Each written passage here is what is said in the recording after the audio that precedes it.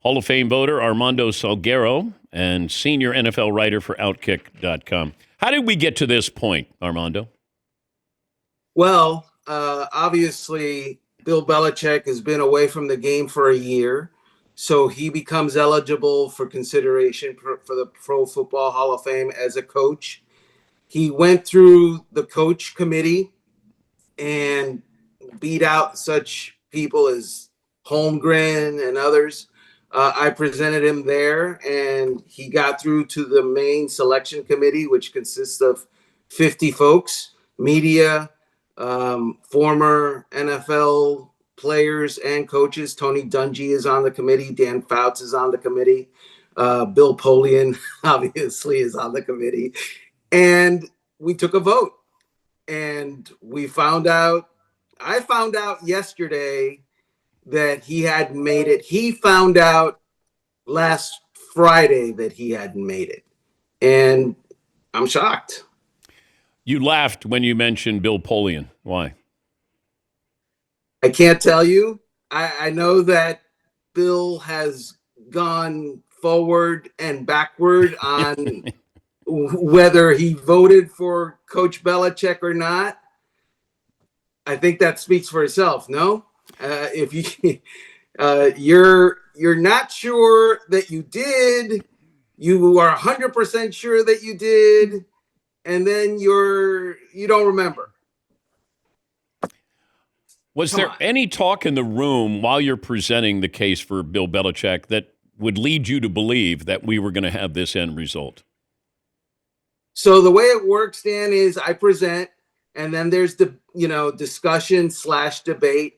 And in that discussion/debate, there was definitely signs that this was going to be somewhat of an uphill battle.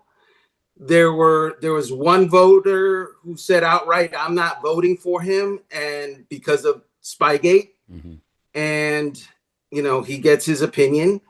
And there was others who brought up the 1 year thing, just the fact that he might come back and be a coach again in the NFL after being selected to the Pro Football Hall of Fame.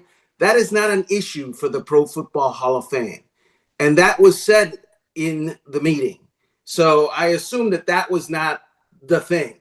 I think that Spygate was the factor that we're sitting here today. It's the reason that Bill Belichick is not a first ballot Hall of Famer. Can I be fair to the story, the situation in Belichick, where I look at his career after Spygate? Could I look at success after Spygate and maybe split this up? That if you have something under suspicion as we move into the second part of his career, he's a Hall of Famer with what he did after that? 100%. In fact, in my rebuttal, because the presenter gets a presentation, everybody, discusses, and then I get the last word on Bill Belichick. And in my rebuttal, I pointed out that Bill Belichick had a higher winning percentage after Spygate than before. Bill Belichick went to 6 conference championships, a record, after Spygate. Bill Belichick won 3 Super Bowls after Spygate. Spygate happened on September 7th, 2007. On September 8th, 2007, the New England Patriots hired a compliance officer. And I've been told that compliance officer who worked for the team through 2025, her sole purpose, she's a lawyer, was to make sure that the Patriots complied with every NFL rule to make sure that this didn't repeat. And obviously, we didn't have another Spygate after 2007.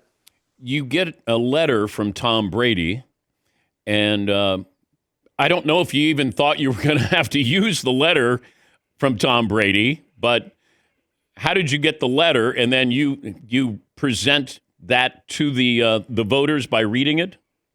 Correct. And I knew that I was going to use it, because if you're going to come to a gunfight, you bring all of your ammunition. And that was part of it.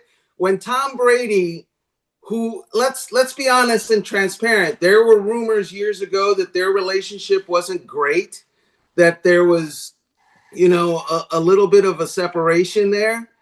Tom Brady gave the most full-throated endorsement of Bill Belichick that I've ever seen or read or been associated with. So I thought that would carry weight in the room, and I read the whole thing to the other selectors. Do we know the number of voters who didn't vote for Belichick? I know that you had to have at least 11. Was it exactly 11? I don't know the number. Okay. The Hall of Fame would know, and they're not telling. So there's that. We don't know as selectors who did and who did not, because the selection process is done electronically, and nobody is sharing their ballot, obviously. So there's only guesses based on what was said in the room. Should your vote be made public? Well, so I wrote a column at outkick.com last night saying that at the minimum, the minority of selectors who declined to vote for Bill Belichick, they should speak up and say why. Because a majority of the selectors did vote for Bill Belichick, and now we're all under that umbrella of, embarrassment. We're like beagles that just went to the vet wearing this cone of embarrassment around our neck. We didn't vote for Bill Belichick, and I don't want to be a beagle wearing a cone of embarrassment. I voted for Bill Belichick, and I know a majority did. Let the minority who didn't explain themselves if they wish. Okay, then what happens to Tom Brady when he's eligible? That's an interesting question, because if you're going to ding Bill Belichick for Spygate, are you going to ding Tom Brady for Deflategate? Have you been in contact with Brady since this announcement? I have not. Okay. Armando, thank you. We appreciate you joining us. All right, Dan. Pleasure. Armando Salguero, covering the NFL since 1990, Hall of Fame voter.